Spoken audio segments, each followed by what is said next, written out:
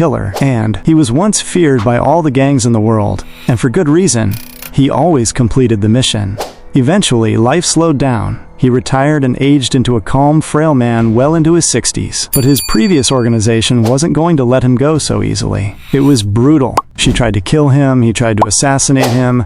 They all tried to take his life. Before he could react, he was already bleeding out. Just then, a man arrived, codename Octopus. Our confused MC pleaded to know who was after his life, only to find out he had a bounty of 7.6 million on his head. Somehow, he managed to throw a stun grenade that lit up the entire space, enabling his escape.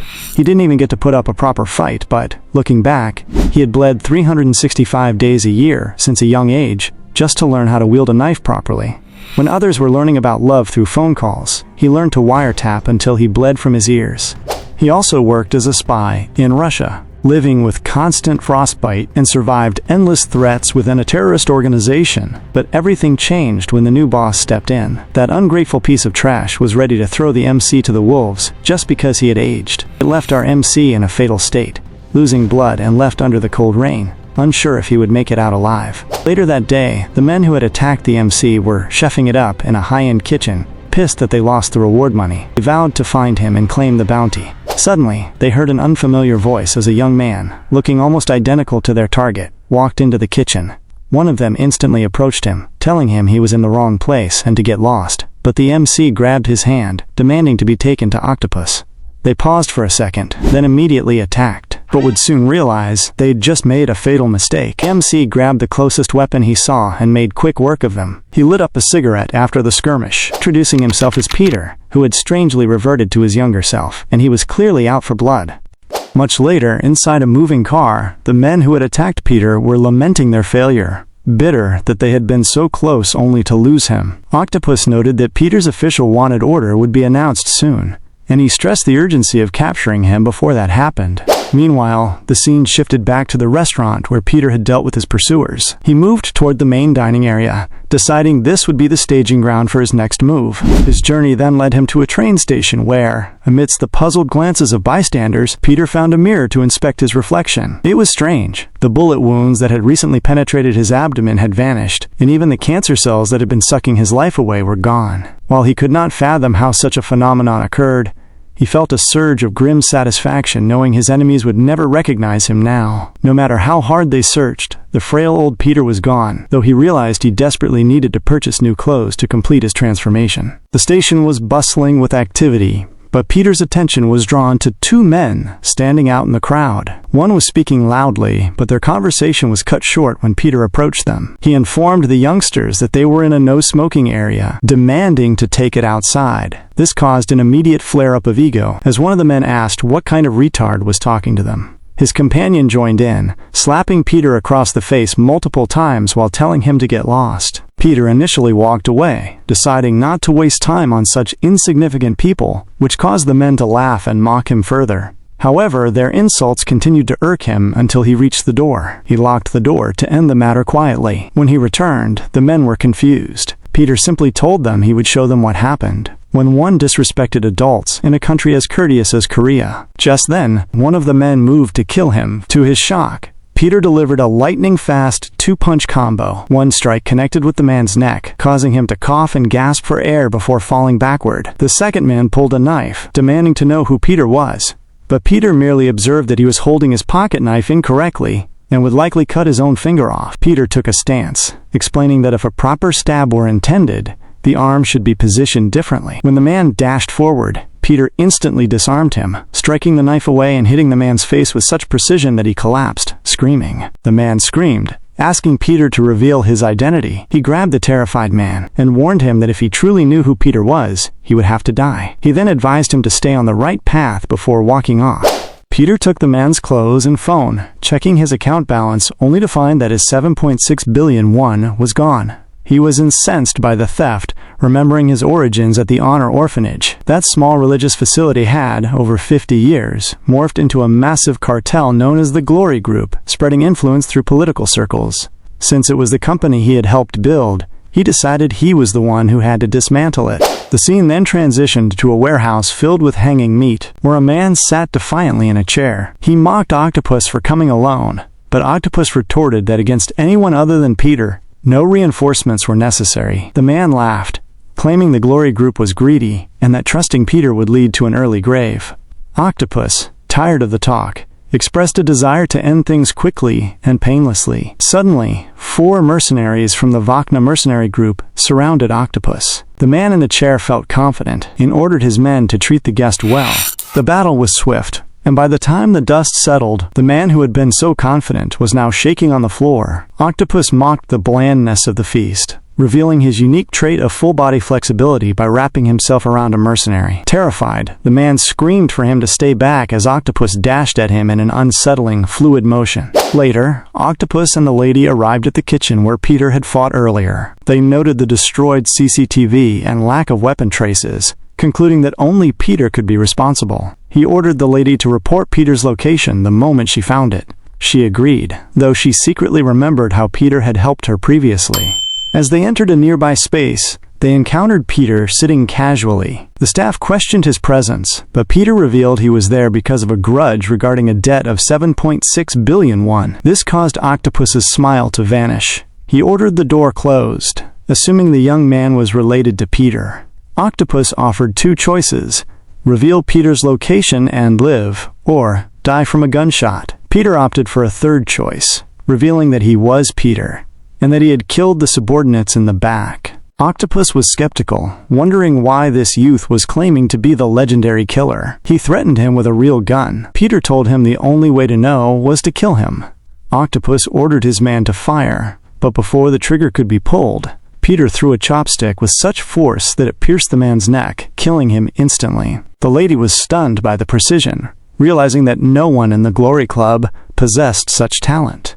Octopus, intrigued, offered Peter a chance to join them. He followed this offer by suddenly opening fire. Peter used a table as a shield, which Octopus mocked, claiming a table could not stop bullets. Seeing what looked like blood leaking from under the table, Octopus approached for the kill. He found no one there. All he saw was chili oil spilled on the floor. He looked around frantically. Peter was hanging from the ceiling, and he spat a mouthful of chili into Octopus's face. In the ensuing chaos, Peter disarmed him and struck him with blinding speed. Octopus, blinded and disoriented, had his head grabbed and twisted by Peter as he dropped to the floor. Before Peter walked off, unknown to him that Octopus wasn't actually dead. Grabbing his leg and moving into a chokehold, he screamed that he had been in the field far longer than this newborn. However, he soon realized he was choking a corpse, one of his own fallen men. Peter was standing several feet away, watching. Terrified, Octopus tried to bargain, offering the lady to Peter as a tool. Peter agreed to the deal, which caused Octopus to turn and flee.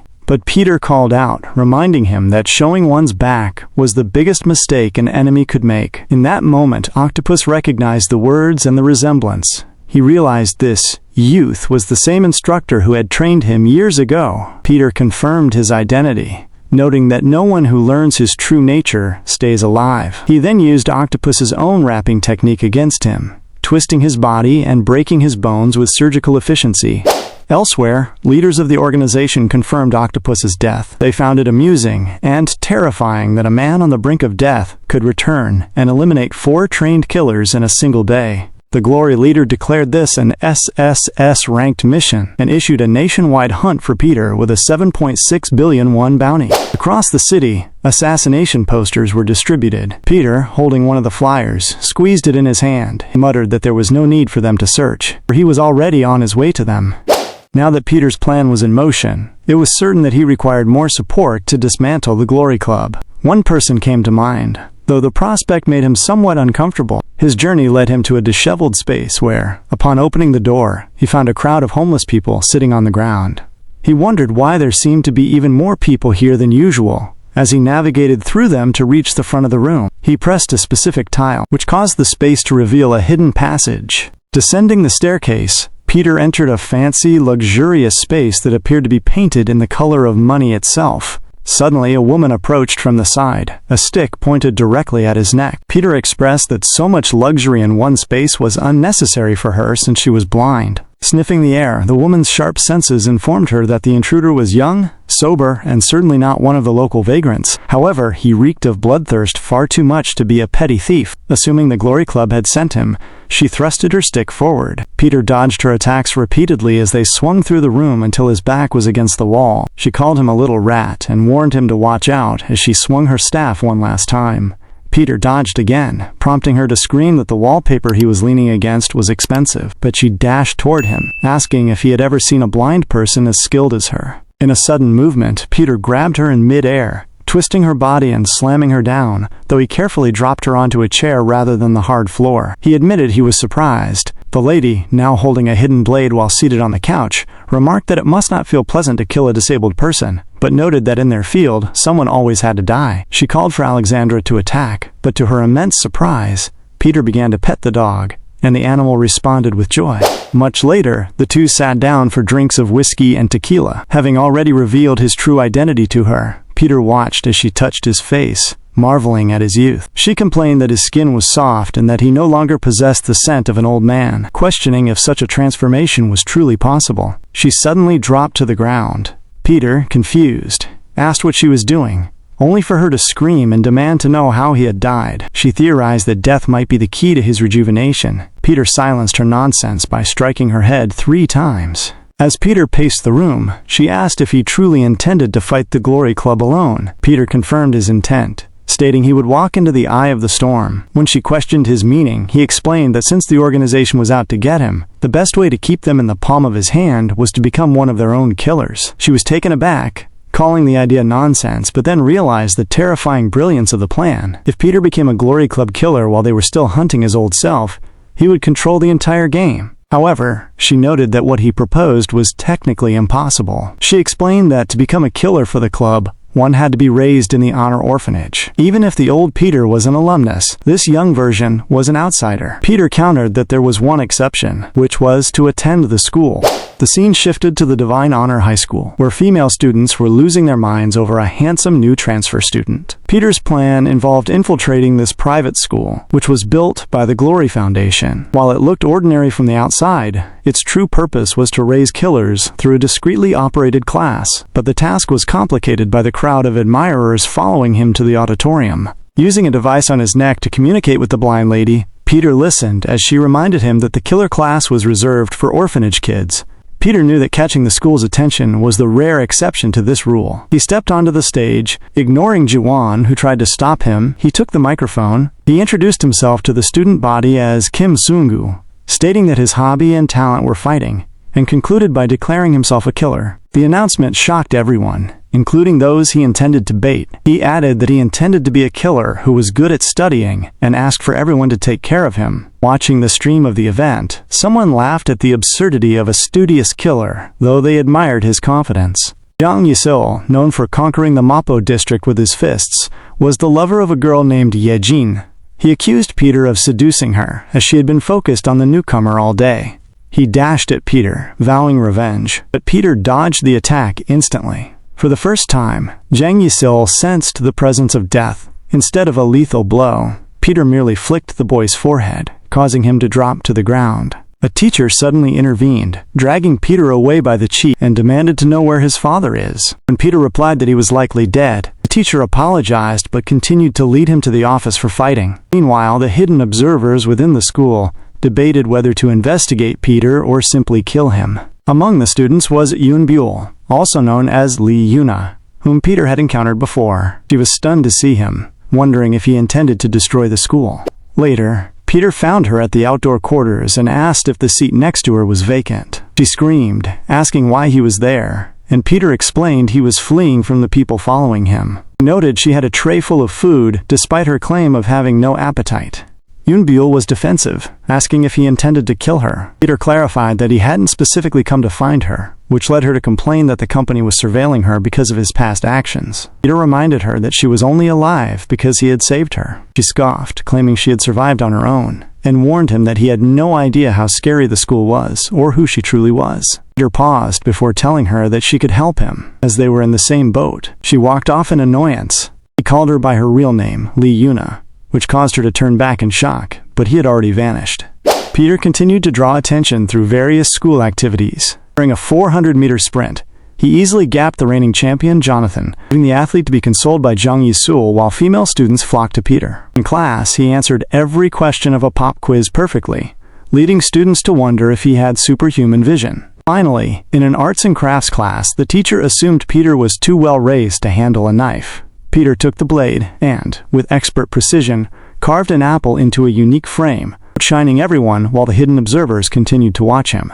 The tension in the school boiled over when a group of delinquent students began harassing a teacher, hitting him with a broom and mocking his inability to do anything but give penalty points. They threatened him with legal action to suspend his teaching license, while one student streamed the humiliation online. Peter walked in and asked if they had hit the teacher. The students berated him, telling the killer to move or die. When they attacked, Peter dodged their punches with ease. He grabbed the leader by the shirt and raked his leg, slamming him to the floor.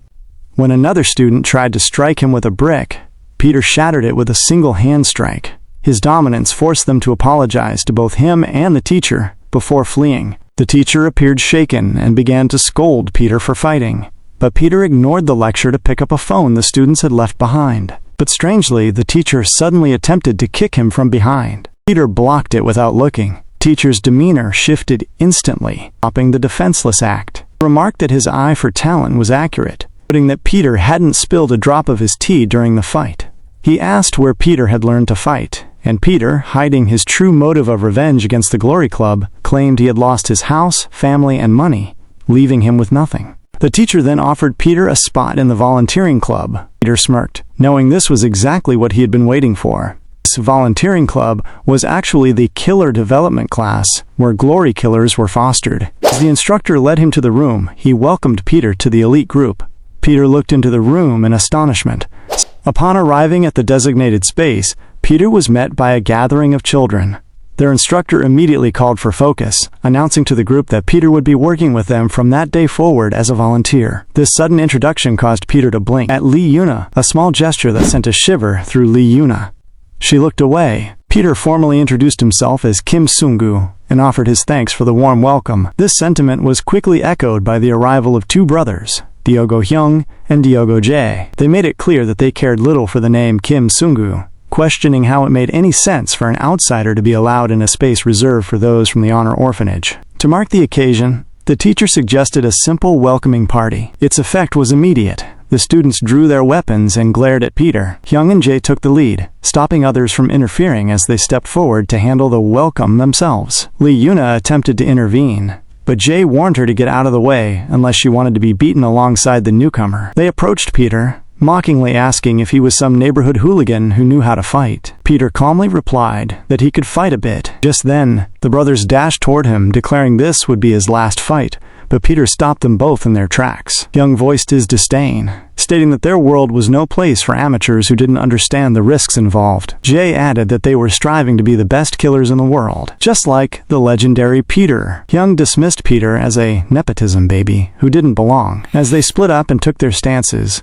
Peter dusted himself off, mentioning how annoying it was to listen to them split their dialogue and telling them to just come at him together. This caused them to charge in a rage, but Peter's 65 years of experience ensured that nothing they attempted was new to him. Once the brawl concluded, the room was filled with compliments for the brothers' display, and the children praised them for how they had introduced Peter to the club. Later, as Peter walked out, Yuna caught up to him, mentioning that she had noticed he hadn't put any real strength into his fists during the skirmish. Peter insisted he always did his best, but she called him a liar, pointing out that unlike the others, he wasn't even sweating. She pinned him to the wall, frantically demanding to know what he was scheming and why he was hiding his powers. Feeling uncomfortable, Peter managed to slide down the wall and out of her grasp, excusing himself by saying it was time for lunch. When she screamed that it was midnight, he simply walked off. The scene then shifted to a garage where a driver was walking toward his bus, excited about the $1,000,000 he had earned just for the rental. Upon arriving at the pickup spot, he was surprised to find only one passenger. The man explained that while he was alone, he had a significant amount of luggage. As the driver loaded the suitcases, he noticed something strange about them. The passenger tapped his hand and suggested a bet on what was inside. Later, as he drove, the driver watched his passenger in the mirror with growing suspicion. He hadn't accepted the bet, but he was certain he had seen the boxes moving. Back at the Glory School, the teacher called for attention to announce a new request from Dasha Group Chairman Choi Yun-chong, a major sponsor of the organization. He explained that the team who succeeded would receive a volunteer certificate and the chairman's recommendation, officially making them killers. Peter realized his time had come. The teacher detailed that the mission involved recuperating the chairman's only son, who had been kidnapped. When a student asked why they wouldn't just call the police, the teacher clarified that Chairman Choi wanted revenge, not just a rescue. When no one initially volunteered, the teacher berated the class, reminding them they would have to wait 2 more years to become official killers if they didn't take this chance. Diogo, Hyung, and Jae eventually raised their hands, laughing as they noted that the nepotism baby and the loser lady, Lee Yuna, were also joining. Lee Yuna snapped at Peter for copying her, but he calmly stated his hand had been up from the start.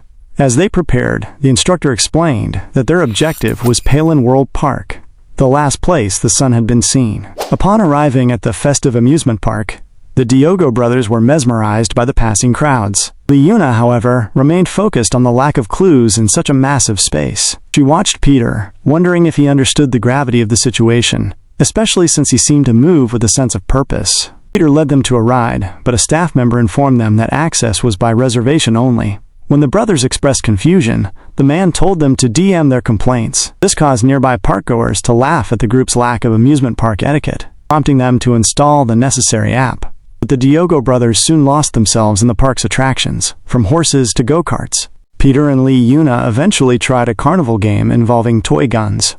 The stall owner, secretly believing them to be pushovers due to his weighted dolls, told them the game was so easy he was running it at a loss. However, Lee Yuna's skill was far superior to what he expected. She and Peter swept the prizes, leaving the man in shock. Amidst the excitement, Peter stood still, analyzing the surroundings. He realized the brothers were likely experiencing the park for the first time, knowing well how their childhood must have played out. He was glad to let them enjoy a moment of laughter. Lee Yuna eventually wandered off alone, realizing she was receiving a signal for the missing son's earpods on her phone. The signal led her to a women's restroom, where she encountered a lady touching up her powder. When Lee Yuna asked about the earpods, the lady screamed for help, claiming she was being attacked. A man rushed in to defend her, accusing Lee Yuna of being a pickpocket. When he tried to strike her, Lee Yuna deftly wove through his attacks. Elsewhere, the Diogo brothers asked Peter if he had seen her, but Peter told them not to worry. Back in the restroom, Lee Yuna had already subdued the man, choking him and holding a candy stick to his ear. She dropped him and demanded to know where the earpods had come from. Returning to the group, Lee Yuna breathlessly announced her find. Peter noted that they were thinking of the same location. He explained that a kidnapper would choose a place where screams and jumping would seem normal, pointing to the haunted house, which had been fully booked all day despite no one entering. As they entered the dark attraction, the Diogo brothers, clearly terrified, clung to Lee Yuna's clothes. Peter sensed the shift in the air and told the group to get ready just as sleeping gas flooded the room. He realized their mission was not just to find the kidnapper, but to be captured by them. As they passed out, the scene cut to the instructor back at the school, who was frantically trying to reach them. He revealed to a student that the kidnapper was Park Sang-do, a former disciple candidate who was too uncontrollable for glory. He warned that Park Sang-do was a cruel man who had taken his own leg years ago, showing his prosthetic as proof. Back at Palin World Park, in a secluded area, the group was held captive. Park Sang-do stood before them, observing the effects of the drug. He noted that while normal people sleep with their mouths open when drugged, Lee Yuna's mouth was closed, signaling she was awake. Just then, Park Sang-do reached out his hand toward Lee Yuna's face. Just as Park Sang-do reached out to grab Lee Yuna, her phone began to buzz with a persistent vibration that instantly drew his attention. He snatched the device, and upon answering, heard the voice of the instructor, Gwangju, on the other end. Gwangju's voice was laced with a desperate intensity. He vowed that if Park Sang-do so much as touched a single hair on the children's heads, he would put his very life on the line to kill him. Park Sang-do merely chuckled at the threat, mocking his former sunbae by asking why he was saying such frightening things after all this time. He wondered aloud if Gwangju was simply terrified that he would turn these children into cripples, much like the instructor himself. This jab struck a deep nerve, causing Gwangju to scream in a fit of rage, but Park Sang-do remained unbothered. He proposed a bet instead. He wanted Gwangju to guess how many pairs of legs would still be intact by the time the instructor arrived. If Gwangju guessed correctly, the chairman's son would be spared. If not, the stakes would be much darker. Watching the instructor tremble in fear during the call, the student beside him could only wonder what kind of monster could evoke such terror. Park Sang-do stood up, advising Gwang-yu to hurry before the work began. Meanwhile, Lee Yuna watched Peter with growing disbelief. Observing his open mouth and relaxed posture, she surreptitiously slipped her foot out of her shoe, intending to use her leg to wake him, but before she could make contact, Peter spoke up, asking her what she thought she was doing, which startled her into a frantic explanation. She retracted her leg, insisting he shouldn't misunderstand, and that she was merely trying to wake him from his nap. Peter countered that he hadn't been asleep in the first place, causing Yuna to grow uncomfortable. Trying to redeem herself, she attempted her method of removing restraints, only to be met with the sight of Peter, already free of his restraints. She was stunned, demanding to know when he had managed to free himself. Peter noted it had been quite a while since he had untied his own hands, adding that he would have stepped in personally had Park Sang-do actually touched her. Yuna's tone shifted to one of serious caution as she informed him that this was no ordinary kidnapping. The man they were facing was a former affiliate of the Glory Club. Peter simply replied that he was well aware. With their cuffs discarded, the two walked out into the main space. In the center of the area, the Dokgo brothers, Hyung and Jae, stood defiantly before Park Sang-do. He offered them a bed of his own, a prospect that sounded oddly refreshing to the two young fighters. Gwang-ju was still on the line, forced to listen to the entire exchange, as Park Sang-do promised to release the hostage if the boys won. This caused the instructor immense distress, for he knew that accepting a bet from such a man was a path to ruin. Park Sang-do reached into his back pocket and drew 2 long machetes, declaring that if the brothers lost, he would claim one of their legs.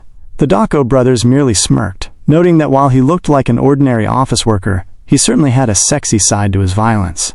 Park Sang-do tossed one of the blades toward them, suggesting that bets are more enjoyable when the conditions are fair. Hyung snatched the weapon and dashed forward, confident in his knife skills. As their blades clashed, the brothers remained ignorant of the fact that Park Sang-do was actually the top knife fighter to ever drop out of the Divine Honor High School. At first, Hyung felt superior, noting that they were using the same knives but believing the older man was lacking in precision. He planned to win through a war of attrition, but his confidence wavered when Park Sang-do's blade slightly grazed him. It was a strange sensation. Despite using the same model of knife, Hyung felt as though his own weapon had suddenly become blunt. Park Sang-do smirked at the boy's realization. Just as the tension peaked, Peter and Lee Yuna arrived on the scene. Hyung immediately signaled for them to stay back, insisting this was their fight, and that if they couldn't win, no one could. The brothers then shared a grim memory of the orphanage's Helmont training, where 181 students were given only a pistol and a single bullet to survive amidst thousands of wild beasts. They had refused to waste their bullets on hunting or betrayal, saving them for a fate they felt would one day be determined by those 2 shots. They had spent 10 years striving to become like the legendary disciple, Peter, the only person to survive without ever firing his bullet. To them, Park Sang-do was merely a stepping stone on their path to becoming the best. They launched for an attack. Jae attempted to trip Park Sang-do, while Hyung used his brother as a springboard for a high-altitude strike. Park Sang-do merely sighed, remarking that perhaps he should cut off their arms instead of their legs. He caught Hyung's arm in mid-air, forcing him to drop the knife, but Jae caught the falling weapon before it hit the floor and lunged. In a display of overwhelming force, Park Sang-do used his own heavy blade to shatter their knife into pieces. Lee Yuna was startled by the display, as Park Sang-do explained that his blade, a specialized kukri, weighed 3 times more than an average dagger. Despite the obvious power gap, the brothers dashed forward again, telling him to stop talking nonsense. Park Sang-do met them with brutal energy, striking them both to the ground, finally realizing they were facing a total monster. As he prepared to swing for their legs, Gwang-yu's voice wailed through the phone, pleading for the children, and offering his own remaining leg in exchange. This sight made Lee Yuna feel truly unsettled. Suddenly, Peter spoke up, proposing a new bet with double the stakes: both his legs, both his arms, and even his neck if the man desired. Park Sang-do turned to Peter, finding him to be a truly amusing representative of glory. He tossed another blade to Peter, insisting on fairness, but Yuna screamed a warning that the knife was blunt. Peter stopped her, stating it would be more than enough as he picked up an iron drip pan from nearby to use as his primary tool. This caused Park Sang-do to break into a fit of laughter, finding the idea of fighting with a tray hilarious. Park Sang-do dashed forward with a wide swing, which Peter parried using the tray as a shield. The older man mocked the silver nickel tray, questioning how many actual attacks it could endure. As they clashed, the sound of the battle made Gwangju frantic on the other end, as he flashed back to the day he lost his leg in a casino. He remembered how 5 veteran B-rank killers had tried to sacrifice Park Sang-doo to quell the company's rage, only for Park Sang-doo to surpass human limits and slice through them all with ease. That day, Gwangju realized it didn't matter what weapon a person held. It only mattered how monstrous the person holding it was. Back in the present, Park Sang-doo delivered what looked like a decisive blow, seemingly cutting through Peter's head. He smirked, only to realize Peter had moved with such precision that the tray had merely been sliced into 2 pieces. Peter noted that the kukri was a weapon meant to be wielded ferociously, admitting he was surprised by the fierce quality of the attack. However, as he tightened his grip on the 2 jagged halves of the tray, Yuna realized the tray had never been a shield. It was a source for a new weapon. Peter thanked his opponent, stating he now had 2 very sharp edges to work with. This caused Park Sang-doo to realize that Peter was no ordinary student. He realized the coincidence of the tray splitting was actually a calculated move by Peter to gain a dual-wielded advantage while avoiding a lethal strike. Intrigued, he removed his jacket to fight seriously, warning Peter that his tricks would no longer work. He threw his jacket as a distraction and dived toward Peter, his knife slicing through the air multiple times. For a moment, it seemed he had caught him, but he realized he had only struck a cushion Peter had used as a decoy. Peter appeared behind him instantly, his makeshift blade grazing the man's neck. Blood dripped from the slight cut, causing Park Sang-doo to wonder for the first time if he was going to die. He asked Peter if he was truly a student, realizing the boy was intentionally targeting his carotid artery because the tray edges couldn't pierce thick clothing. They continued to parry, with Park Sang-doo feeling the disadvantage of his heavy blade's weight against Peter's speed. However, a sudden strike caught Peter's cheek, prompting Park Sang-doo to remark that a proper knife is needed to kill a cow. He then pulled 2 short knives gimlets out from within the hollow weight of his kukri. Without the extra weight, his speed increased significantly, and the battle became a relentless blur of steel. Yuna watched, confused by Park Sang-doo's choice to swing a stabbing weapon like a gimlet out of sheer anger. Suddenly, Park Sang-doo's hand gave way, and his weapon fell to the floor. Peter asked him if he was having trouble putting strength into his grip. It dawned on Park Sang-doo that Peter hadn't been aiming for his neck at all. Throughout the fight, he had been meticulously cutting the flexor, extensor, and abductor muscles, along with the radial and ulnar nerves of the man's hand. Peter explained that he had systematically disabled every ligament and nerve required to hold a weapon, stating that he never actually intended to kill him. This revelation left Park Sang-doo incensed, realizing he was being devoured by someone who was neither a student nor a child. Peter then squeezed the weapon into a glove and prepared to deliver a final blow, intent on showing him how a rock is destroyed by an egg. The shadows of the past flickered through Park Sang-doo's mind, recalling a time when he was nothing more than a victim. He remembered the cruel laughter of the bullies who had hung him upside down, drenching him in their own filth, and mocking the taste of the humiliation they forced upon him. Day after day, he had visualized their deaths, yet he lacked both the power and the courage to act until a singular incident awakened the monster within. Cornered by threatening dogs and wishing for the end, a single question about a bet had jilted his heart. His legs had moved on their own, teaching him that life on the line was his ultimate catalyst. Dopamine, serotonin, and adrenaline became his drugs. Every time he bet his life, he felt a pleasant surge of power.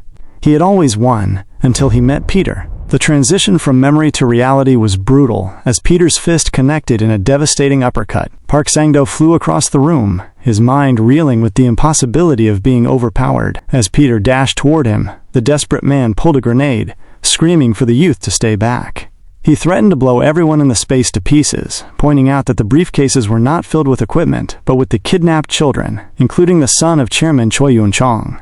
Yuna felt a wave of horror wash over her. If that grenade detonated near the gas pipes on the roof, they were all dead. Peter, however, remained unnerved, challenging the man to do it if he truly could. In a blur of movement, he closed the distance, snatched the grenade, and shoved it directly into Park Sang-doo's mouth. Peter pulled the pin. He warned the muffled kidnapper that if he wished to live, he had better clamp his mouth shut. Peter delivered a punishing series of blows to the man's ribs and the back of his neck, slamming him to the ground while the grenade remained wedged deep in his throat.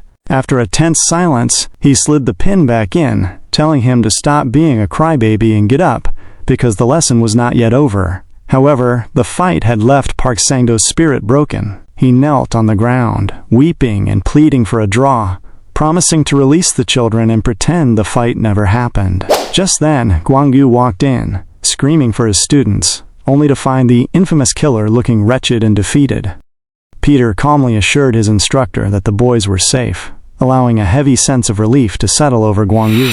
The aftermath was swift. President Choi Yun-chong's son and the other children were rescued, and Park Sang-do was zipped into a body bag while still screaming for mercy. Guangyu was deep in thought, noting that for someone who had evaded capture for 13 years, as he was taken to Glory headquarters, the nightmare that had ended Guangyu's career as a killer finally reached its conclusion. Peter had maintained his cover by claiming he wasn't the one who finished the fight, leaving the instructor with no choice but to accept the outcome. For their success, the group received their official volunteer cards, while the Dako brothers were tensed and complaining that their D-rank status was an insult after facing a presumed S-rank target. Yuna and Peter urged them to be quiet as they navigated the prestigious corporate building. Their journey ended at an elevator, where they were met by two formidable, muscular women. The Dako brothers, fearing an ambush, frantically pressed the elevator buttons to escape, but they were stopped by a refined lady who welcomed them. She led them on a tour, explaining that Chairman Choi was deeply interested in them for saving his son. The group was treated to high-quality meals and custom suits, though the main event was the armory. The lady explained that the Daeha Group was the world's premier military enterprise, responsible for supporting glory killers with the best weaponry. She invited them to take whatever they desired. The Dako brothers, despite claiming they didn't fight with guns, immediately stashed themselves with an absurd amount of firepower. Yuna admired the high-end steel of the knives, though she hesitated, feeling she hadn't earned such a gift after being sidelined in the previous fight. Peter, meanwhile, ignored the rifles and daggers, choosing instead a simple fountain pen. The lady was stunned, wondering why a young man would choose such a seemingly useless item over state-of-the-art weapons. Her confusion was interrupted by a call from the chairman, who requested to see Kim Sungu, Peter alone. As they rode the elevator up, she mentioned that the pen was a formidable choice, though Peter noted it was a model he liked 40 years ago that had since been discontinued. When she questioned how he knew that since he was from an orphanage, Peter skillfully changed the subject. Entering the office, Peter was met by Choi Yun-chong, the man whose life he had once saved. The chairman was warm, encouraging Peter to be comfortable, but the atmosphere shifted when he looked Peter in the eye and claimed to know exactly who he was. This caused a jolt of fear in Peter, his mind racing back to December 24, 1978. In that memory, a young Choi Yun-chong had been kidnapped by Soviet agents who demanded the blueprints for a secret missile. Choi's father, Daeha, had been desperate after a Delta Force rescue mission was annihilated. He had gone to the honor church, begging the father to send his best disciple. Despite the father's cryptic responses about God's plan, Peter had already arrived in Moscow. On a moving train, Peter had single-handedly eliminated an entire squad of Russian soldiers, noting that the number of their heads perfectly matched his remaining bullets. Entering the final train space, he was met with a man who threatened the young Choi Yun-chong's life. The scene was tense as Peter's hands were up in the air, but Peter himself hadn't surrendered. He had saved the young Choi Yun-chong by using a coin as a projectile to kill the boy's captor. Before leaving, Peter had told the boy he wasn't there to save him personally, but to save the future of the Daeha Group. Back in the present, Choi Yun-chong revealed that he had never forgotten his hero's face. He surmised that Kim Sungu must be Peter's grandson, an assumption that allowed Peter to breathe a secret sigh of relief. The chairman presented a gift to the grandson, the ST Petros V4 motorcycle. It was the pinnacle of technology, capable of over 500 kilometers per hour with a stealth function to bypass GPS and CCTV. Yuna and the Dako brothers admired the bike, though the brothers were disappointed they couldn't trade their gear for one. Peter tossed a helmet to Yuna and told her to get on. After a call to Guangyu, they headed to the Honor Church, a branch of the Glory Club west of the Han River. While the Dako brothers reveled in their newfound popularity, Peter felt a sense of unease. Inside the church, missions, referred to as revelations, were handed out during communion. Peter and Yuna watched as killers received their orders beneath the wafer. However, when the Dako brothers checked their own papers, they found only the word fight. A sinister man approached them, showing then a filled cup and pouring a cup of red wine, holy blood, over Doko Hyung's head. He smirked, informing the D-rank bastards that while missions weren't given to newcomers, the veterans had been waiting for them to arrive. The atmosphere within the church grew heavy as Dokgo-hyung glared at the men surrounding them, asking pointedly if the man before him was unable to see past ego. The Dokgo brothers stretched. The B-rankers erupted in laughter at the audacity of the newcomers. The Dokgo brothers launched an immediate attack, but the seasoned killer weaved and dodged their strikes with a fluidity that made their efforts look almost comical. Yuna watched with a flicker of hope, noting that the brothers seemed stronger and more confident than they had been during the fight with Park Sang-do. As the skirmish intensified, Dokgo-jae lunged forward. Suddenly, Dokgo-hyung grabbed the man's leg from the ground, smirking as he asked if the veteran was looking for him, which allowed Jae to attempt a surprise attack at him, but strangely, the tide turned violently. Blood suddenly splattered onto Hyung's face as he looked up from the floor. The senior killer stood over them. He mentioned that it was time to show these dreamers the reality of the world, using a stick to pierce Jae's hand with such force that blood sprayed across the stone floor, causing Hyung to cry out in agony for his brother's pain. As the B-ranker began to pummel Hyung, the second B-ranker present stepped toward Peter and Lee Yuna, explaining the grim hierarchy of glory. He mentioned that the man before them had worked his entire life to reach the B rank, a level where one finally begins to encounter other killers on missions. He detailed how D-rankers targeted ordinary people, and C-rankers handled gangsters, but A-rankers were the ones entrusted with national assassinations. He noted that to reach the peak, the 12 disciples, one needed more than just a lifetime of effort.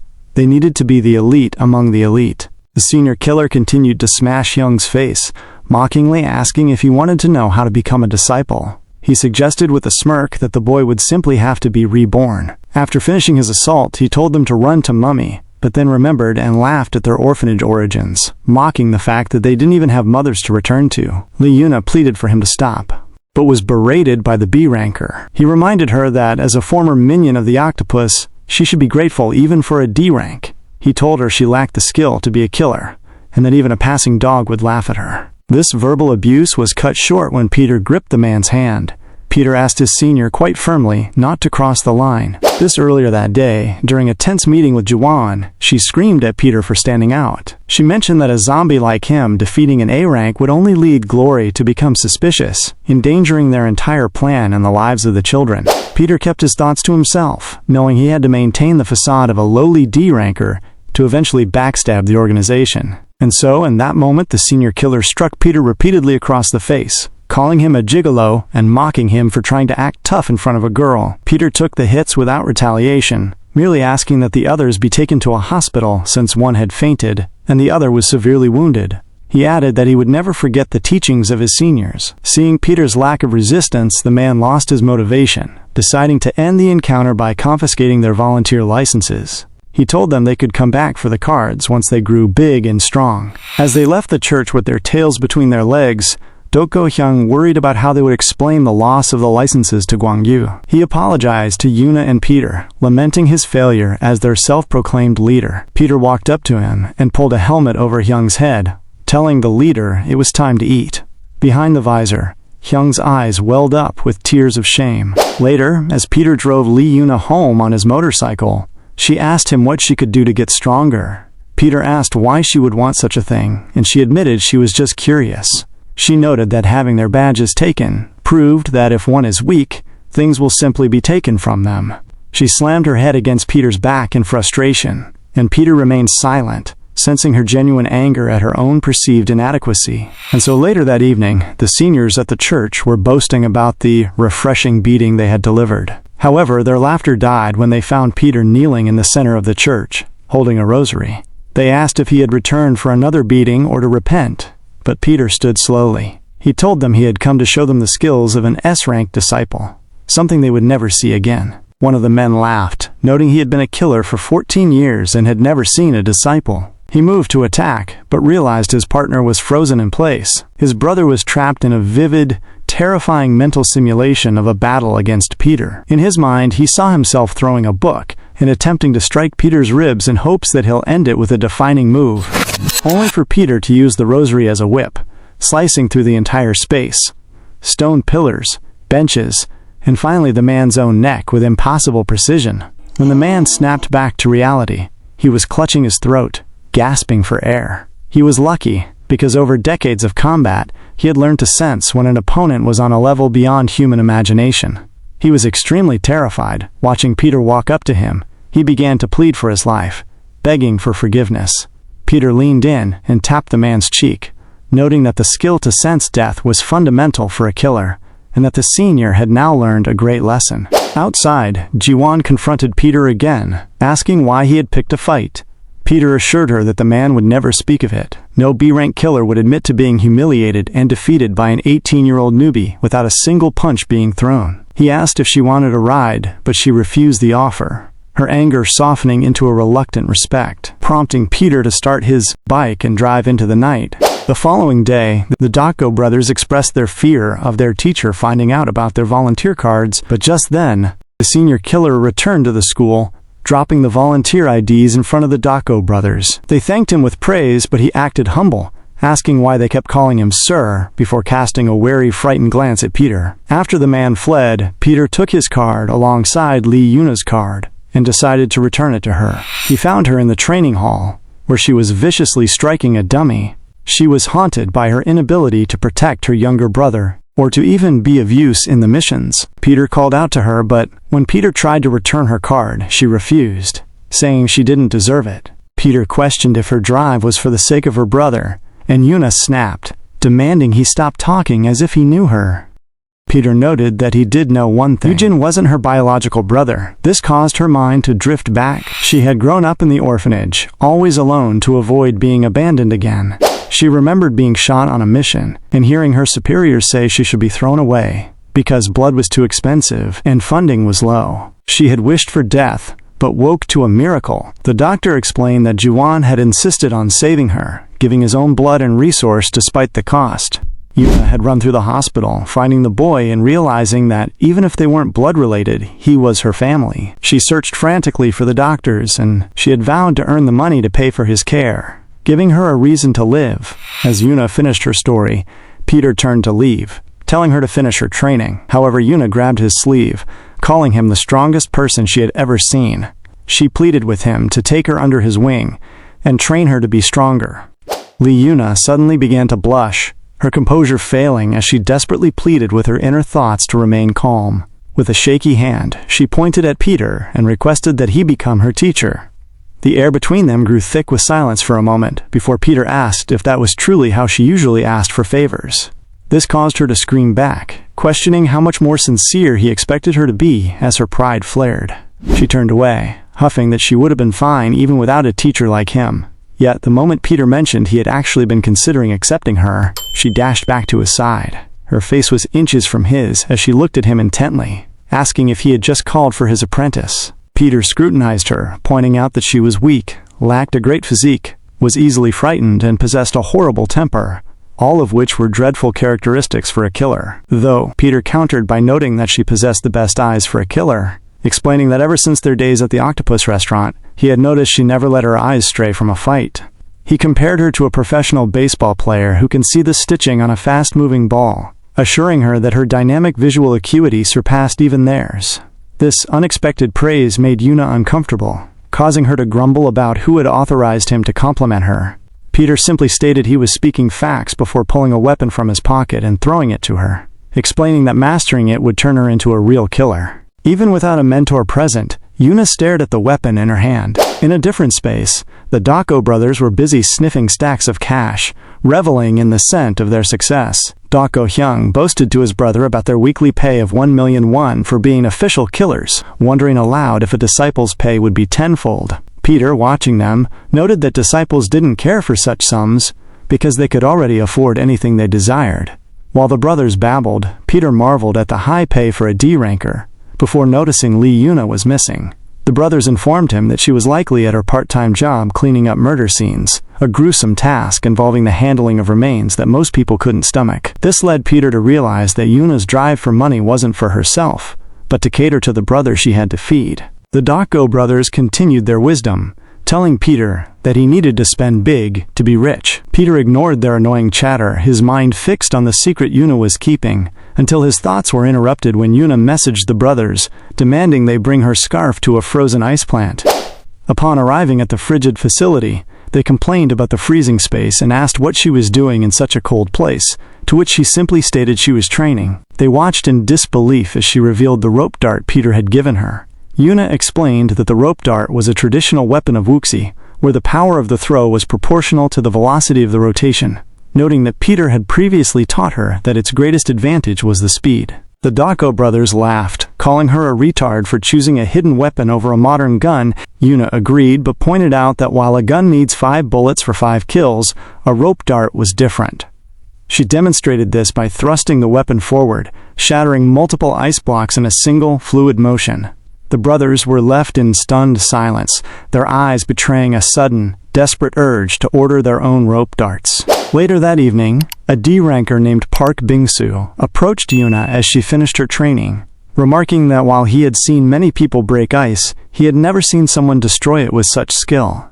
When Yuna apologized for the mess and tried to pay for the ice, Bingsu informed her that a friend had already paid 1 million won for her 3-hour session. He tossed her a medicinal cream, mentioning the friend said she would need it for her bruises before they became scars. When Yuna left the ice plant, her heart softened as she looked at her phone. She started to type a thank you message to Peter but deleted it out of shyness. Instead, she called him and awkwardly asked what was for lunch. Peter teased her for being boring before mentioning they had spicy pork and strawberries, her favorite, and congratulated her on attaining a real weapon. Meanwhile, Peter watched the Dako brothers struggle with their own newly purchased rope darts. Knowing that Yuna already had proficiency with this type of weapon, Peter was sure that he'd made the right choice for her. The scene shifted to a dark, hidden space where Park Sung-ji-yu had just slit a man's throat, screaming at the B&C rankers surrounding him that they were a truckload of fools if they truly thought they could survive against him. His arrogance was met by a calm voice, noting that lower ranks were indeed hopeless against an A-ranker like him, and that only a disciple would suffice. A man entered the room, causing everyone to bow in reverence. Park Sung-ji-yu, though unclothed and uncomfortable, felt a chill of genuine fear as the newcomer picked up a discarded machete and proposed a bet, asking if a near S-rank killer could survive against a real disciple. This was disciple Nathaniel, a vicious-looking human being who intended to show Sung-ji-yu the true meaning of power. Elsewhere, at the Divine Honor Hospital managed by Glory, the Dako brothers were acting like children, terrified of the needles during their mandatory physical examination. Peter, however, was focused on the deeper purpose of the blood collection, realizing the organization was essentially putting a biological collar on them. DNA and fingerprints were being stored to ensure no one could ever betray the organization and hide. Peter felt a surge of worry, knowing it was only a matter of time before they realized the DNA of Kim Sungu was identical to the DNA of the legendary Peter.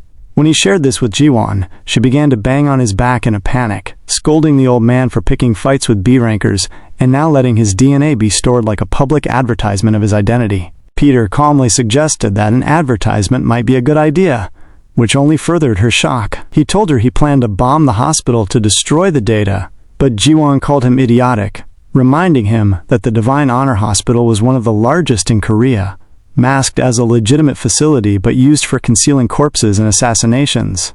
Most importantly, she warned him that the person in charge was Nathaniel, a genius doctor who had gone into hiding after a medical accident 4 years ago. She recounted a horrific incident in Rio de Janeiro, where a police officer discovered the skin of gang members hanging from a building. The police decided to investigate the entire situation, leading them to an abandoned building where they discovered a scene of absolute carnage. Upon looking inside, they saw that nearly every surface was bloodied, accompanied by the strange sight of numerous bent guns and firearms shoved deep into the walls. This caused a palpable sense of unease among the officers, yet before they could discern what was truly happening, a hand extended from the shadows behind one of them. The attacker pulled one of the men into a dark room, much to the shock of the remaining partner who watched in horror. As the officer walked closer to the dark room, a shoe was suddenly thrown out from the darkness, hitting the floor before him. He looked down at the footwear, and then looked upwards to find Nathaniel walking out of the gloom. The room behind him revealed the sheer scale of the violence, as the bodies of the men Nathaniel had beaten were left with their heads lodged into the ceiling. Desperate to survive, the officer fired his bullets in an attempt to kill Nathaniel, but that was the final action he was ever seen to take. Nathaniel had slaughtered 6 gang bosses and elite military police in a single day. Peter thanked Jiwon for the information, noting that he had found a way inside. He asked to borrow her for a plan, which she met with weary resignation. Shortly after, Peter placed a flyer on the street disguised as a sponsorship for the elderly, subtly directed at Dr. Nathaniel. With the help of a hacker, he broadcasted advertisements across Glory's billboard. Inside the hospital that evening, rumors spread that Peter was alive, and famous A-rank mercenary killers from Brazil known as the Agentes Funerarios arrived to join the hunt. The gatekeepers discussed the impending clash between disciples, wondering if the 70-year-old Peter, supposedly riddled with cancer, could stand against Nathaniel. In the midst of the killers, Peter, disguised as the young Kim Sungu, listened to the briefing. The commander ordered them not to engage Peter directly, but to use tranquilizers and ring the alarm the moment he was spotted. Peter followed the crowd, running towards his own position as the hunt for Peter commenced. The news of Peter's declaration of war rippled through the underworld, causing a group of men gathered in a hot bath to murmur with unease. They questioned if Glory could withstand such a challenge, expressing open doubt regarding the skills of the organization's new boss. One man noted his long-standing worry ever since the friction with Peter began, especially since the legendary killer seemed to have vanished without a trace. They turned to Choi Young-chung, urging him to resolve the matter quickly before the old tiger forced them to intervene. Choi Young-chung remained silent until the conversation progressed. Their words from the chief of staff finally ticked off the Glory boss, who was also in their midst, causing him to suddenly rise from the water. He gripped the man who had been speaking, forcing his head beneath the surface of the tub. He suggested with cold condescension that if the man truly was a chief of staff, he should be better at reading the room. He mused internally about the impending confrontation, looking forward to seeing if Peter could truly defeat the masterpiece he himself had created. Meanwhile, at the hospital, Peter stood behind a man, his hands positioned around the stranger's face. With a sudden, sharp twist, a crack echoed through the room. The man slumped, but then stood up with a look of relief, remarking on how good the adjustment felt. He praised the young doctor for his technique. Peter simply replied that such things were part of his job. He asked the man if he knew a doctor named Na Hyeon-il, but the man claimed to have never heard of him. Peter exited the room, concluding that Nathaniel must have discarded his identity and gone into hiding. It had become a battle of speed to see who would uncover the other first. Peter's search was interrupted by the Dokgo brothers, who were navigating the hospital lobby in a wheelchair. Peter observed that the one with injured legs should be the one sitting, but they brushed off his concern. They reported that Yuna was nowhere to be found, noting that her rank was far too low for such a high-stakes mission. The brothers suddenly pointed toward a heavy-set man in the lobby, wearing Peter's signature clothes. For a moment they were convinced they had found their target, but Peter corrected them, noting the man was clearly not the legendary killer. As Peter moved to distance himself from their antics, a woman approached him, asking if he needed a syringe. He told her he had already taken the old man's blood, realizing the hunt for Peter was now in full swing. As the chaos of the search intensified, Do Go-hyung was bumped by a passerby. He turned to vent his frustration but stopped when he realized it was Yuna. He questioned why she was there despite her low rank. She claimed her younger brother was a patient and quickly ran off. Peter watched her go, wondering about the true reason for her presence. Jiwon's voice crackled through Peter's communicator, teasing him for worrying about his juniors when his own situation was so dire. She mentioned that the HR department had no records of Nathaniel.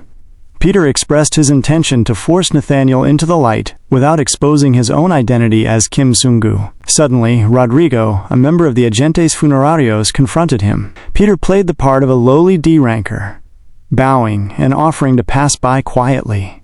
However, he whispered to Jiwon that since the target wouldn't show his face, he would have to beat him out of hiding. He told her to prepare their own move, and she smirked, assuring him her team was ready to get their hands dirty. Peter donned surgical scrubs and kicked open the doors to an operating room where Rodrigo was waiting. When Rodrigo tried to dismiss him, Peter stated that he was not looking for the old Peter, but for disciple Nathaniel. Rodrigo mocked the idea of a D-ranker seeking a disciple, but Peter replied that a killer only seeks someone for one reason: to kill them. Peter dashed forward for an attack, and Rodrigo was excited by the sudden turn of the situation. Just then, someone rushed to Nathaniel's quarters and gave him a tab to watch the current scene through CCTV. Watching the scene, Nathaniel was forced to witness Peter's terrifying efficiency. None of Rodrigo's attacks landed. Peter delivered a defining kick to the man's face, followed by a relentless barrage that ended with a punch so powerful it sent Rodrigo flying to the end of the room. Nathaniel watched in shocked silence, noting that the entire fight had lasted only 10 seconds. On the screen, The young man walked to the camera and pulled down his mask. Nathaniel smiled, seeing the face of the old Peter reflected in the young man's eyes. When his staff reported that all hospital CCTV files were being deleted in real time, Nathaniel grew excited. He looked toward a glass enclosure where Park Sang-do was held, expressing his anticipation for Peter's arrival and his desire to place him in the VIP seat at his own special glass enclosure. Elsewhere, Ji-won informed Peter that the bait had been taken. She noted how perfect the fake Peter's wrinkles and expressions were. Peter suggested that since the bait was thrown, the hunter should simply lie in wait. On the hospital roof, Yuna sat eating, her mind filled with dread. She wondered if Nathaniel had called her there because he discovered what happened in her past. She feared that meeting him would endanger everyone, especially Kim Sung-gu. Her thoughts were broken when Peter approached, startling Yuna. Yuna tried to leave, claiming her mother had called her for dinner, but Peter forced her to sit, confused by that weak-ass excuse. He presented a box of chicken, claiming he had accidentally ordered 2 meals and needed her to stay to help him finish it. Yuna warned him that being seen with her would put him in danger, but she couldn't resist the offering, claiming she would leave after eating just 1 piece. To Peter's amusement, the box was empty in seconds. When he called her a scoundrel, she turned serious, asking the real reason he was at the hospital. She admitted she suspected a connection between him and the grandpa Peter, who had been shot protecting her, expressing her belief that the old man had likely passed away. Peter showed her a picture of Nathaniel, asking if she recognized him. He noted that as a D-ranker not drafted for the hunt, she must have been called there for a different reason. Yuna was about to respond when 3 men approached. The leader reprimanded Yuna for wandering without an escort, ordering her to stay obediently in the ward. As Yuna began to shake with visible terror, Peter realized the man in front of them was the disciple he had been seeking. Nathaniel stared at her, waiting for an answer. In that same instant, Nathaniel's attention turned sharply to Peter, inquiring who the young man was. Peter rose slowly, causing Yuna to feel a surge of dread. She believed that if these two became involved with one another, a violent confrontation was inevitable. Seeking to diffuse the tension, Peter bowed deeply and took Nathaniel's hand, introducing himself as Kim Sung-gu, a D-rank killer assigned to the mission. He expressed that meeting a disciple was a profound honor and vowed that he would personally bring Nathaniel the head of the legendary Peter. Nathaniel offered a vicious, condescending glare in return, before turning back to Yuna, instructing her to come to his room later and promising to send an escort after his rounds. As the disciple walked off, Peter watched him with intense focus, noting that Nathaniel was far from an average opponent, especially as he realized his own hand was shaking frantically. Nathaniel, meanwhile, continued his rounds with his entourage. One of his subordinates mentioned the incident with Park Sang-do, suggesting that based on reports from the Divine Honor High School instructor, the children had simply been lucky, and the doctor had no need to worry. Nathaniel dismissed this, stating that such conclusions were his to make, and demanded the profile he had requested. When the subordinate extended the paper, Nathaniel failed to catch it, letting it fall to the floor. The man began to apologize profusely, but Nathaniel was distracted by the memory of his interaction with Peter. His own hand was trembling just as Peter's had, causing him to ask for the names of the 2 individuals again.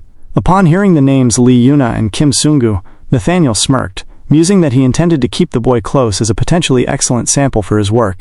Later, Peter sat outside playing games with some children while communicating with Ji-won. She was incensed, questioning why he would accept an offer to join Nathaniel's escort when he should be fleeing. Peter remained calm, suggesting that while Nathaniel knew Peter was present, he remained unable to find him. Peter ignored her stress-inducing shouting, focusing instead on the fact that being an escort would finally allow him to see the inner workings of the hospital. He stood up just as a child celebrated a victory in their game, though his mind was already elsewhere. A keycard was soon handed to Peter, granting him access to any part of the facility. He was informed that the professor rarely selected escorts and was given 3 strict rules. Do not speak unless asked a question, do not be suspicious of the professor's actions, and never decline his grace. Entering the room, Peter found Nathaniel flanked by the Agentes Funerarios, an elite group of A and B rank fighters. Peter noted that these men reeked of blood and held no true loyalty to glory, existing only for their king. Nathaniel was briefed on the hunt for Peter. The subordinates mentioned that all hospital entrances were sealed and DNA comparisons of all elderly men were underway. They predicted that even a master of disguise like Peter could not fool DNA, and that it was only a matter of time before the mouse was caught. Standing right beside them, Peter smirked inwardly, grateful for the unintended disclosure of their plan. The rounds continued into a treatment room, where Nathaniel checked on a child. Peter monitored the time, questioning why the disciple was performing seemingly useless rounds and why he had been invited along. Nathaniel sensed his disappointment, asking if Peter was upset that he hadn't yet been ordered to do anything or shown the power of a disciple. He claimed the boredom was written all over Peter's face and invited him to see something special. They descended a staircase into a section of the hospital, absent from any blueprints. Peter noted the silence of their descent into the unknown depths. They reached a hidden room, and as Nathaniel used his card to enter, Peter was stunned by the atrocities within. Nathaniel spoke of his ideal world, and asked if Peter was interested in biology. When Peter admitted to knowing only the basics, Nathaniel used the opportunity to critique Charles Darwin's theory of natural selection. He cynically argued that evolution was not a product of coincidence or God, but was chosen by him. He explained his belief in eliminating the weak to preserve the strong, suggesting this was a more sincere form of medical treatment. He revealed that this was why he had taken an interest in Peter. Just then, the philosophical lecture was interrupted by the blaring of a code red alarm. A specimen was escaping through the basement corridor. A man was shown sprinting past guards, ignoring tranquilizer darts that seemed to have no effect on his reinforced body. He was desperate to reach the exit before the gates closed. Suddenly, the wall beside the escapee cracked open. Nathaniel's hand reached through the stone and gripped the man's head, halting him instantly. Peter watched in shock as Nathaniel apologized for the interruption, stating a mere specimen should not break his focus. Nathaniel squeezed until the man's screams ceased and he went limp. Smiling cynically, Nathaniel returned to the topic, admitting he liked strong people so much that he often stripped their muscles and ligaments with his own hands. He told Peter that he saw rare potential in him and wanted to see the results of his evolution. He extended his hand, offering Peter his grace and promising to make him as strong as a disciple. Later, as Peter walked away, he communicated the details of the encounter to Yuna. She was horrified to hear that Nathaniel had broken a wall with his bare hands, but Peter was more impressed by the disciple's ability to sense a presence through the wall and crush the man's core with such precision. Yuna pleaded with him to leave, especially since the DNA analysis of the elderly patients was nearing completion. Peter refused to stop, admitting he was curious about the source of Nathaniel's power. He revealed his plan to swap the DNA results, noting that the 48-hour window was closing. Peter used his access card to enter the consultation room while Nathaniel was occupied elsewhere. He calculated that he had exactly 4 minutes and 30 seconds to find and swap the samples. While rounding up his runs, Nathaniel was informed that all blood samples from the elderly men had been analyzed. None matched Peter's DNA. The subordinate suggested Peter might be hiding in the ceiling, but Nathaniel disagreed. He pondered aloud if Peter simply didn't appear as they remembered him. In that exact moment of realization, Nathaniel appeared directly behind Peter, catching the legendary killer completely off guard. Nathaniel's gaze was fixed on Peter, questioning why a mere D-rank killer would be found at a desk in a disciple's personal room, especially during the owner's absence. This unexpected arrival shocked Peter. For the past 2 days, Nathaniel had followed his rounds with such rigid consistency that there should have been over 2 minutes remaining. Peter wondered if he had been baited from the start, considering the possibility that the display of strength in the basement was a calculated move to make him feel overly confident in his own deception. When Nathaniel demanded an explanation for the 3rd time, Peter paused, then turned with a smirk, claiming he had simply come to deliver a package. When Nathaniel asked what the delivery was, Peter feigned ignorance, stating that Dr. Hong had ordered him to deliver it immediately. As he attempted to leave, Nathaniel gripped his shoulder, questioning how he could be unaware of the contents when the package appeared to have been opened. He pointedly asked why a lowly killer would be curious about the blood samples of the elderly. Peter felt a drop of sweat trace his cheek as the interrogative pressure mounted, with Nathaniel concluding that if no answer was forthcoming, there was only one logical realization to be made about Kim Sungu's true identity. Sensing the walls closing in, Peter adopted a tone of supreme confidence, suggesting that while speech and expressions can be faked, DNA remains the ultimate truth. He claimed that his presence in the room was born of a desperate desire to catch the legendary Peter, theorizing that the old man might have undergone plastic surgery or a physical transition. He bowed deeply, apologizing for letting his ambition overcome his discipline and begging for the professor's forgiveness for acting without permission. Nathaniel paused, then grazed the skin on Peter's forehead with his hand. He noted that Peter had something on his face, yet he simply advised him to uphold the dignity of glory before dismissing him. Once Peter walked out, Nathaniel examined the sample on his hand, realizing it was genuine human skin. Looking at his tablet, he felt a surge of annoyance upon confirming that the boy was exactly what he seemed. He wondered with growing frustration where the real Peter could possibly be hiding. The scene shifted to an arena where the laws of society were replaced by the rule of the strongest. The champion, Carter Pogmon, known as the Slasher for possessing the world's strongest legs, had just defeated another opponent when Nathaniel stepped into the ring. Pogmon mocked the Asian newcomer, asking if he had come there to die. In an instant, Nathaniel launched an attack so precise it tore the muscle from the champion's leg, leaving him screaming on the canvas. Nathaniel had made it his goal to defeat those with the world's strongest fists and the world's strongest gangs, yet a lingering dissatisfaction haunted him. He gripped a defeated man by the neck, only to be told that he could never truly be the best as long as Peter lived. This name, which he was sick of hearing, fueled a desperate obsession. Nathaniel was infuriated that he was seemingly the only one unable to meet the man he needed to surpass to become the strongest in the world. Seeking a lead, he summoned Dr. O and ordered that Yuna be brought to him. Outside, Yuna was dealing with the Dako brothers, who were questioning why a D-ranker like her was present for such a dangerous mission. She was interrupted when Sanctus, an A-rank undertaker from the Agentes Funerarios, informed her that the professor demanded her presence immediately. The Dako brothers were awestruck by the elite killer's presence, while Yuna felt increasingly frail as she entered Nathaniel's office. Nathaniel placed a picture of Peter before her, musing that she was lucky to have survived an encounter that would have claimed the lives of other disciples. He noted that while she only knew how to use a knife and possessed no other special skills, she had survived both Peter and the A-rank Park Sangdo. Yuna remained silent, determined to pretend she knew nothing. Nathaniel proposed a hypothesis, that she had made a deal with Peter at the Octopus hideout and was now serving as a double agent. He mocked her status as a disadvantaged orphan, asking what she could possibly offer a man like Peter. He then shifted his tactics to her brother Jiwon, noting that the boy suffered from hemophilia and likely wouldn't survive another 3 years. Nathaniel held her hand, offering a miracle in the form of a $4.5 billion blood serum that could wash the illness away. He presented a deal. Yuna would act as bait to help him capture Peter. He claimed the transaction was beneficial for everyone, as she could never earn such a sum on her own. To ensure her cooperation and provide a reason for her presence in the hospital, he decided she needed a diagnosis.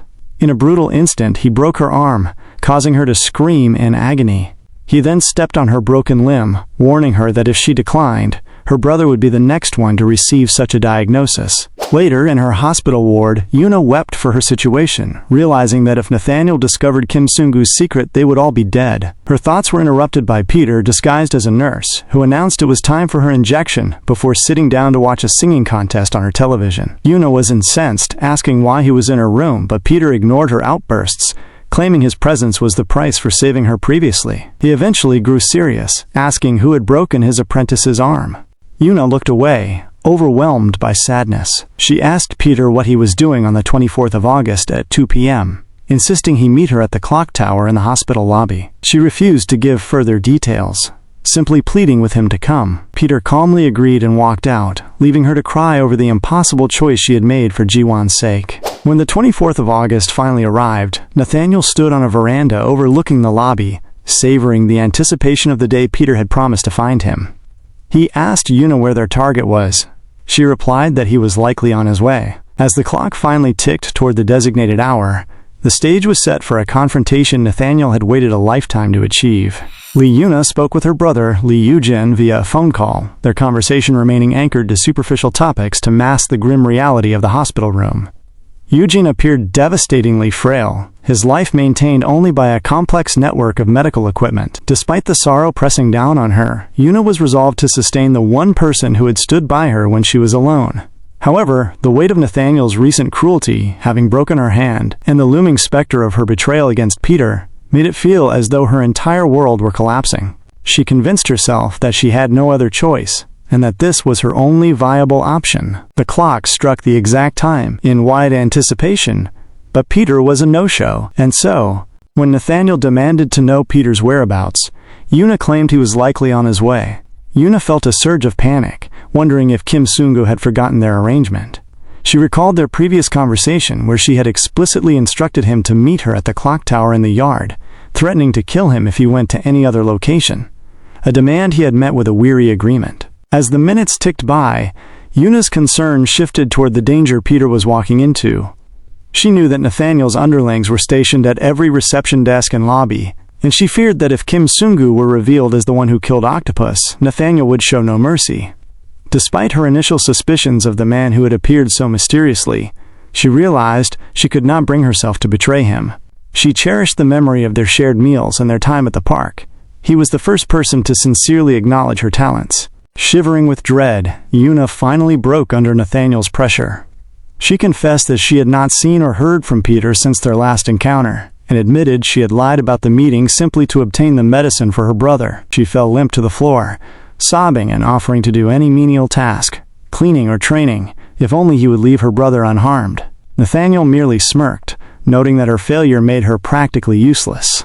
He underscored his threat by effortlessly crushing the metal handrail beside him, declaring that since she couldn't deliver Peter, she had to die. Suddenly, a fire alarm blared through the hospital, commanding an immediate evacuation. The Dako brothers were among the crowd rushing for the exits, noting with confusion that the doors slammed shut behind them once they were outside.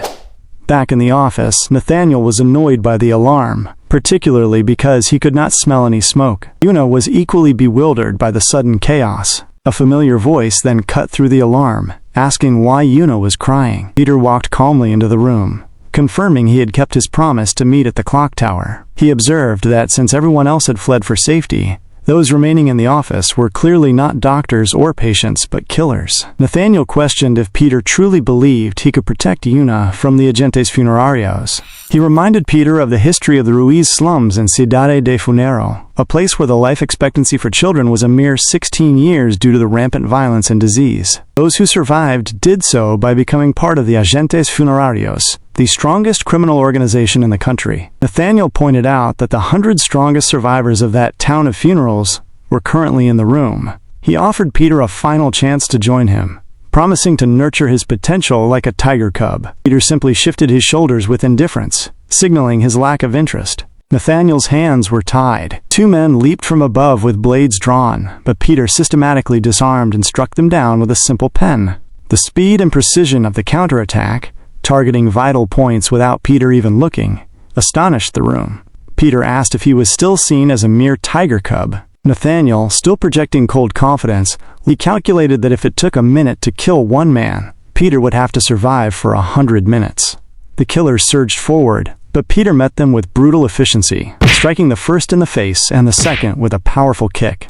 As the battle intensified, Yuna worried that Peter would be overwhelmed. Peter noted that the killers showed no concern for their fallen comrades, their fighting spirit remaining unshaken. One of the men mocked Peter's surprise, explaining that they had been raised in violence and that risking their lives was as natural as eating.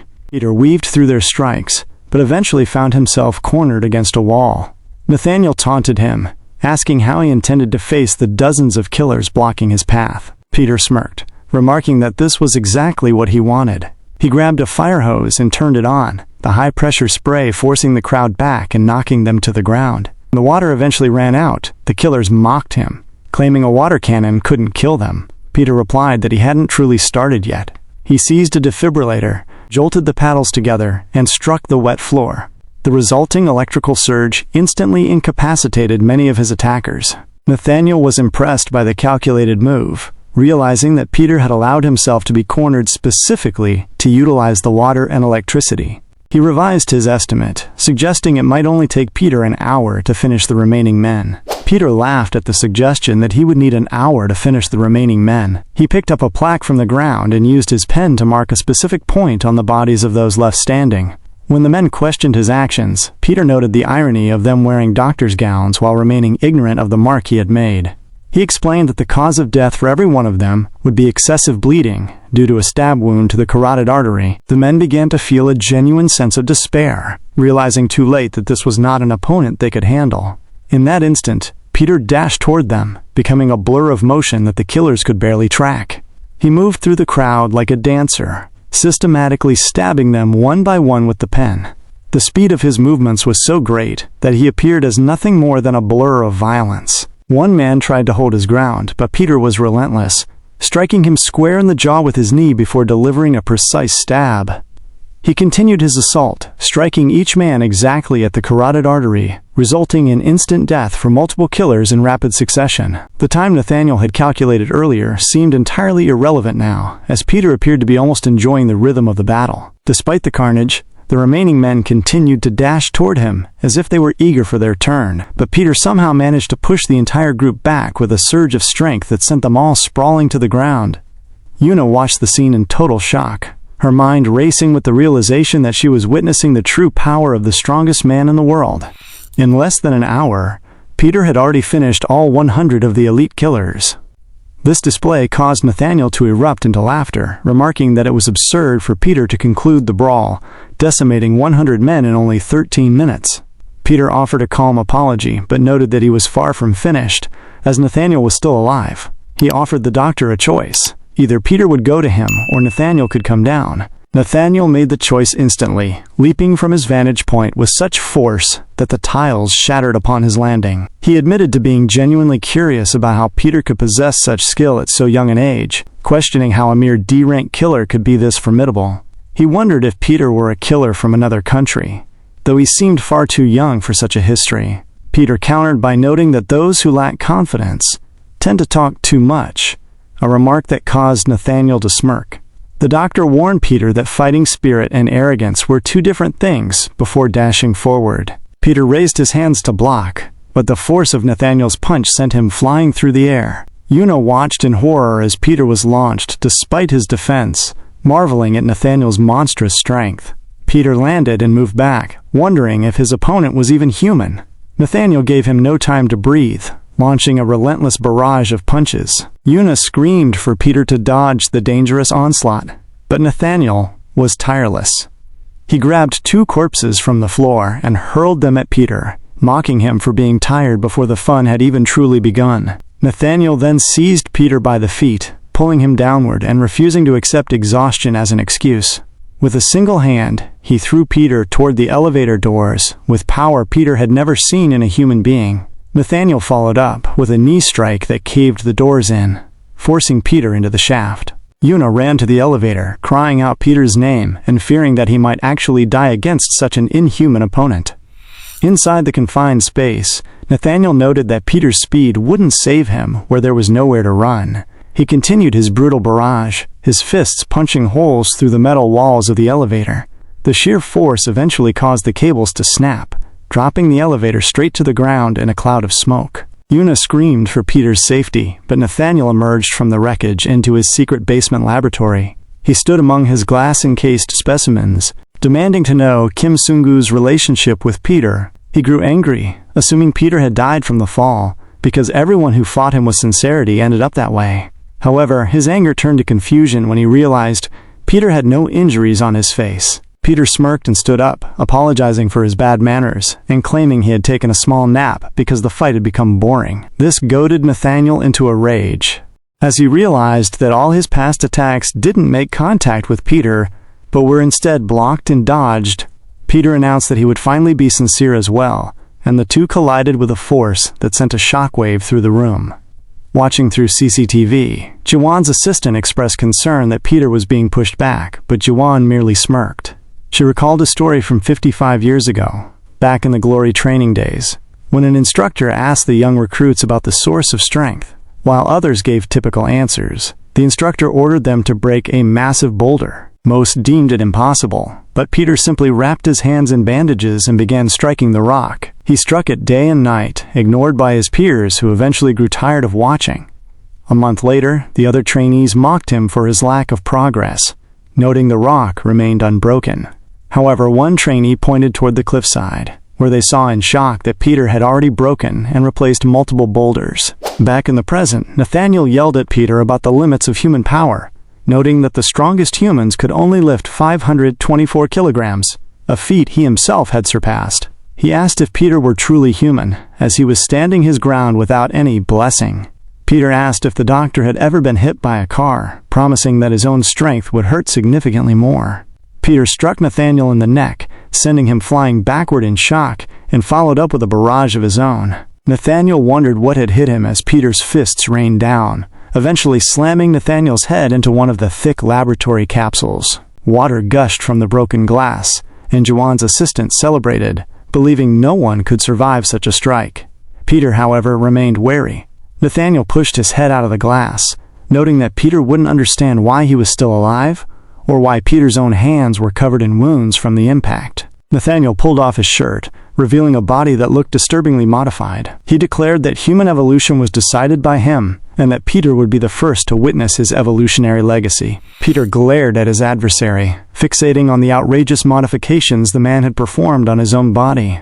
Nathaniel, sensing the confusion, spoke of a concept he called anti-fragility. He explained that any pain inflicted upon him served only to make him stronger, as his muscles were designed to rip and recover into even tougher forms. He had developed a drug to shorten this recovery time, meaning that the probability of Peter winning was essentially zero. This sense of invincibility fueled Nathaniel as he dashed forward, seizing Peter by the neck and slamming him into the earth. As the dust settled, Nathaniel noted that no one had ever survived his grasp, yet he was forced to reconsider when he saw Peter standing safely at a distance. He realized, within a fraction of a second, Peter had used his hand to create just enough space to avoid a lethal hold. Nathaniel recognized that such reflexes were beyond the limits of typical human capacity.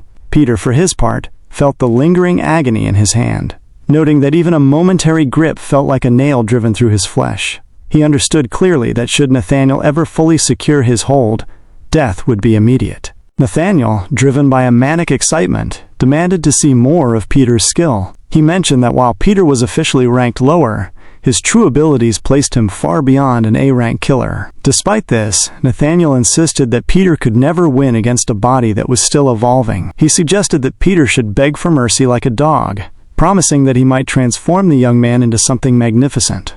On the other end of the security feed, the man watching for Juwan grew anxious, fearing that Peter's apparent pause meant surrender, which would lead to their own discovery. He suggested they might need to cut Peter off. However, Nathaniel interpreted Peter's raised hand as a sign of understanding.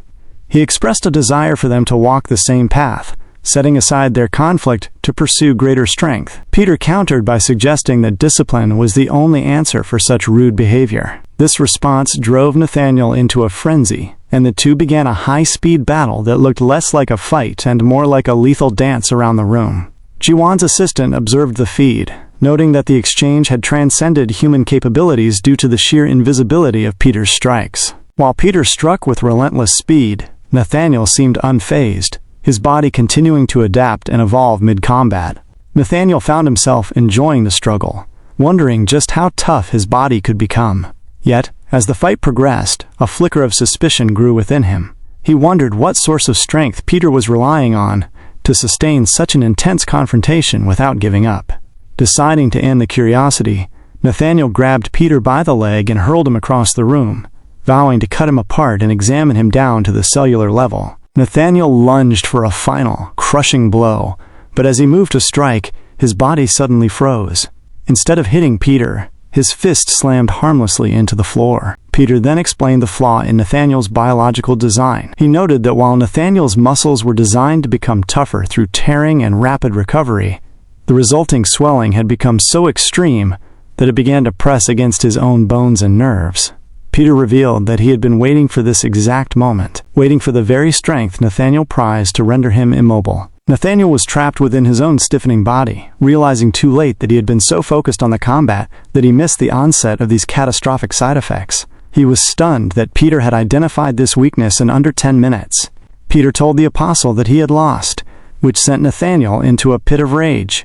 He couldn't accept that the power he had sacrificed so much to obtain was failing him at the hands of a young man. In a desperate final move, Nathaniel retrieved a small figure from his footwear and placed it on his tongue. He explained that while this drug would eventually cause his muscles to deteriorate, it would briefly transform him into the ultimate organism. He proclaimed that in 3 minutes, both their journeys would end.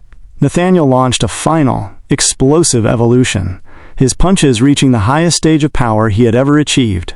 As their fists met in a series of earth-shaking collisions, Nathaniel became increasingly frustrated. Despite his overwhelming strength, Peter was reading every move as if he had 1,000 lifetimes of experience. Nathaniel realized that the young man before him possessed a massive, godlike depth of combat knowledge that no amount of raw physical power could ever surpass. He looked at Peter, finally wondering if this was indeed the legendary killer he had been chasing his entire life.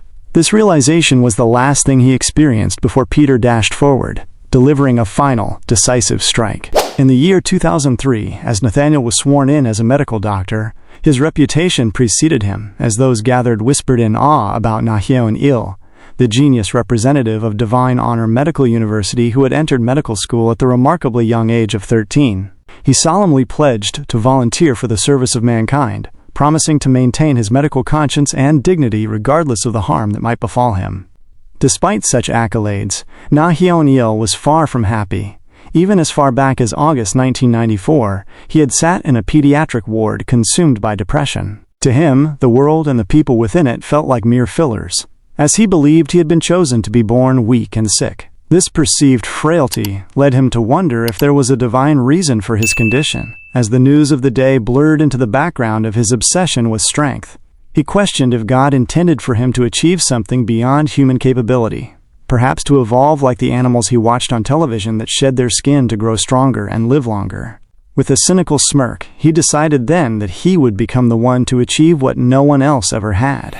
By the year 2012, this obsession had matured into a cold detachment. When a serial killer was rushed into the surgery room with gunshot wounds and cardiac arrest, the medical staff panicked, questioning why anyone would want to save such a monster. Nathaniel, however, viewed the situation with clinical indifference, believing that ethics and morals had no place in the job.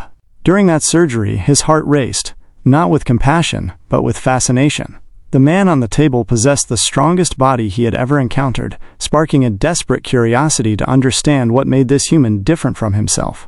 This fascination turned into a dark compulsion. While he was supposed to be stitching an organ, his senses slipped, and he found he had opened the man's brain instead. This incident forced him to flee to a small city in South America, a place where an endless stream of bodies allowed him to conduct his research without oversight. He believed that killing the strong was the only way to prove his growth, reinforcing his own biological lacks without the need for traditional lineage. He viewed himself as the dawn of a new mankind, yet in the present, as Peter's counterattacks systematically dismantled him, Nathaniel was left in a state of profound confusion. He had sought to become an existence far beyond anything else, but now his body was being tossed like a rag doll. The relentless assault left his spine shattered and his muscles ruptured, rendering him unable to move a single inch. Peter advised him to remain still, noting that movement would only serve to drive more nails into his coffin.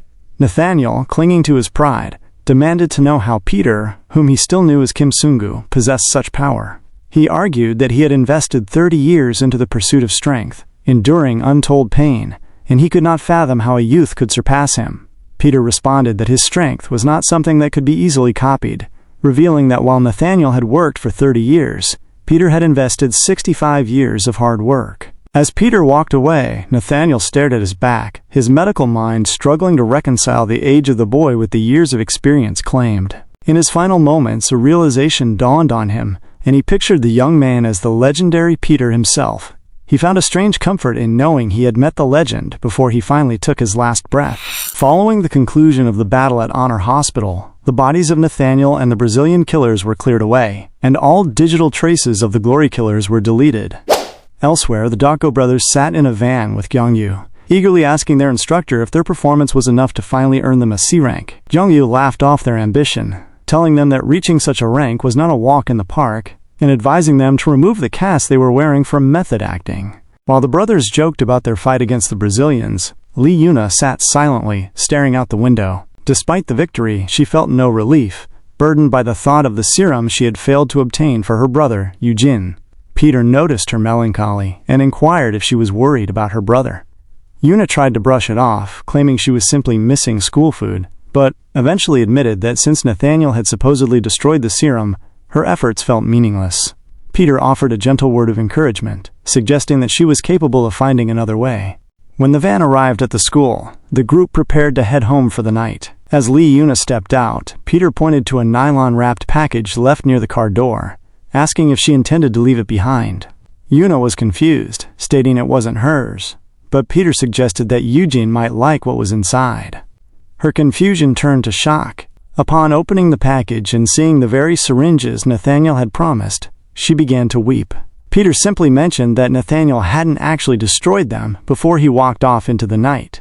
Meanwhile, the leader of Glory discussed the aftermath with a subordinate, who explained that the patients had been moved and the media blocked. The subordinate mentioned that the devastation left behind looked like the work of a ghost, as the internal CCTV showed Peter's handiwork, yet no camera had captured him entering or exiting. This mention of a ghost drew the ire of a woman who appeared suddenly behind them. Known as the Sword Ghost, this new disciple of Glory took offense at the term, using her blade to cut down the subordinate in an instant. She mocked Nathaniel for dying before his training was complete, and declared that she was out to get Peter in the coming tides. Alright folks, that's a wrap. The team wants to remind you guys to drop a like and a comment as well, which sounds fitting, but more so if you enjoyed the video, please do leave a like and drop a comment, as it really helps the channel and encourages us to post more. We have really fun videos here as well, so be sure to check out one more video, and if you are feeling generous, you can then subscribe to the channel. Once again, thanks for watching, and we hope to see you on the next one. Bye for now.